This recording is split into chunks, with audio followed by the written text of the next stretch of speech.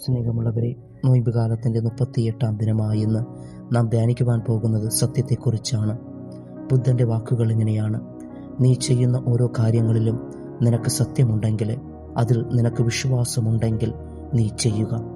മറ്റുള്ളവർ എന്തും പറയട്ടെ, അവർക്ക് പറയുവാൻ മാത്രമേ കഴിയൂ.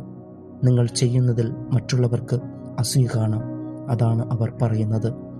സത്യത്തിന് സാക്ഷ്യം നൽകുവാൻ വന്നവരെയൊക്കെ ഈ ലോകം വെറുക്കുകയും ഉപദ്രവിക്കുകയും കൊല്ലുകയും മാത്രമേ ചെയ്തുള്ളൂ. രക്ഷിക്കുവാൻ വന്നവനെ ശിക്ഷിക്കുന്ന ലോകത്തിന് സത്യത്തെ ഭയമായിരുന്നു.